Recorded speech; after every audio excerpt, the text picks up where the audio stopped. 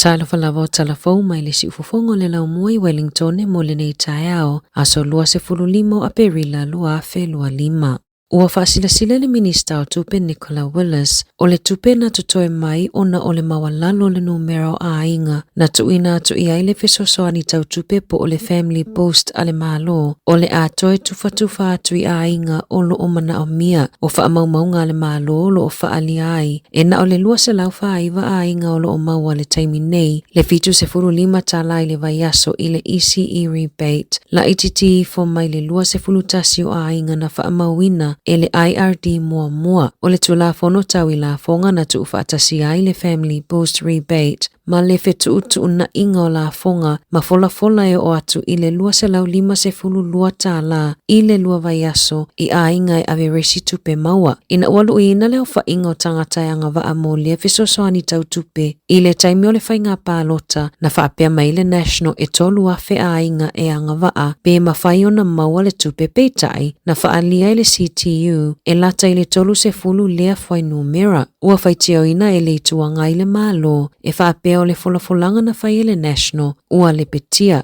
Ua tatau i le malo na whaafai ngofie le polokalame mo tangata mai tatau na tu ina atu tupe a inga o loo mana o mia le fesosoani. Ua whaamaoni e Willis i le leitio New Zealand o loo sila le malo e suia ia whainga whaavai e whaalawa e tele aita ayala e anga vaai tangata ia tupe leo le a whaalau i loa pe a mai atu ina mai le tala le tupe ia me.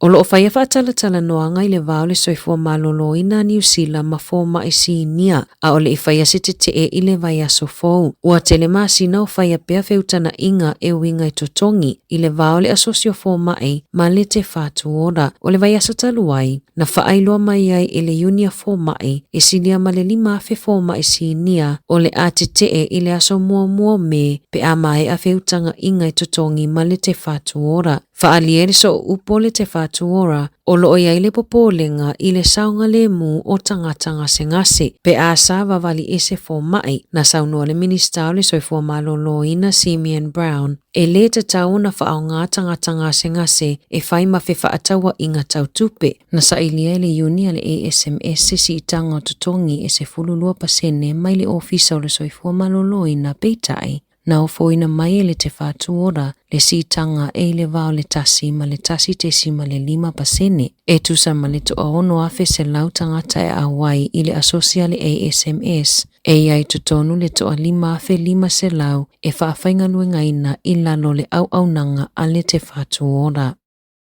Ina ua maua e George Fisher se fululua tau sanga le matua le manumalo i le tauanga milinga wila i le maunga a onga maua lulunga i le motu i saute na tuina atu ia te le tusipasi peitai e le ima whaiona ia mawaina le pine o le tūlanga mua o na e whaapea e a onga atu i le fale na tuina atu le pine o le tūlanga mua i le isita mai titi na pito ia George ona o George e a onga i le fale o se whainga maasani e tusai matula fono a le School Sports New Zealand ai ua mana na o se vaenga o mātua e suia lea tūlanga o na e whai mai e le talawhea ngai le tutongi o pili ulu fale o tamaiti ai whaaingoa uma o tamaiti a onga tūmau i whaamaumaunga ale matanga luenga wa onga. O lo o whaiai loilonga whaatonu a le School Sports New Zealand bei ona lipotia. E te tau i tamaiti uma e resitala manga waa mo pine i tauwanga mata alonga ona iei se numera wa lato resitala i le matanga luenga wa onga.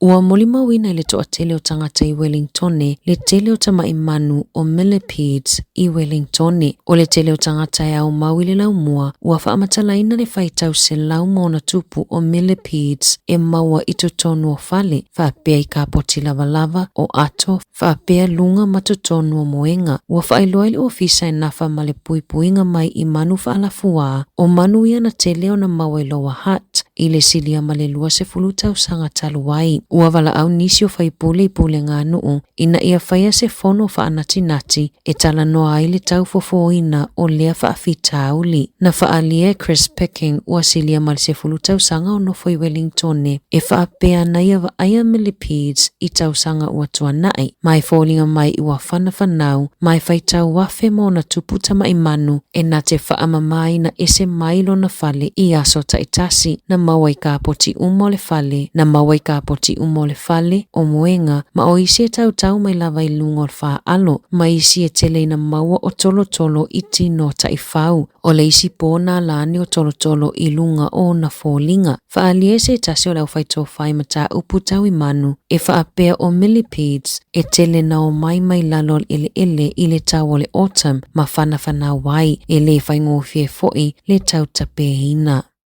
Ua molia se talavau se fuluono tausanga I le fasio ti tangata whaamoimoina le na maliwai se tamaititia o ngā Amerika Kyle Worrell I le whale whaatalipasi au kilani na pu e whaapangotai leo I le tai au laso tofi o le awa uliana nafi na tula ai luma le whaamasinonga mo tupulanga talavau I au kilani e talitonu leo e iai isi tangata sai tutono le taavale SUV na whaia leo sofa inga maolo o whaauau su e ngā leo. Ua wala au le vaenga whaupu whaia le green ina ia whaalau tele le wanoa e anga vaai mātua I aso Livia Totongi mo le vaenga o ala tau pepe fau ona ua lipotia le iai fo'i o seisi mātua na te e naina lana talosanga ona e whaapea na whanau lana pepe ai le iyo o le taimi na tau e whanau wai na talosanga le tinai le pūlenga o mata upu tau I ngā luenga mo se ilo ilonga o le whaai unga ale matanga luenga o pisinisi whaafotunga o mae fau mga luenga na te e naina ai lana talosanga mo livi e Totongi mo le vaenga o lana pepe na talosanga I le masino Iulai ina ua whanau le pepe ai le iyo o ia o ke topa lea na tau I ai sa nofo malana ngaluenga ona o le tau singa o lana pepe ai toe sa ili ai fo ilo na malosi peitai o le manato le MB e le anga vaa ona ele I whai ngaluenga mo le silia ma le luas fuluono vai aso mai le au whainga I 5 a o le iyo o ia o ke topa o le talia le tina sa tatau ona whaia le whaai unga I le aso na whanau wai le pepe ia Iulai ai le o le aso lea na tau I ai ana whaapea e whao ngā le aso lea se manue anga waa I lea tuutuunga peitai o le whaalinga Helen Van Juden o le pūlenga e sa o le iloilonga na whaia ele embi le ana te e naina ai lana talosanga mo lona Livi Totongi e tusai ma le tula fono na sauno le so upu ale green mo mata upu tau I whale whainga luenga ma le saunga le mu te anau tui ono e tā ua te le Livi Totongi e whaamauti no ai le lei o le amatanga o le olo le pepe ai a le anga waa I ai mātua ona oni mafua anga whaapea o se tūlanga ua le tala wheangai tele. Tala fōwia mai le si ufofonga le lau mua mo le ni vaenga o le tae ao.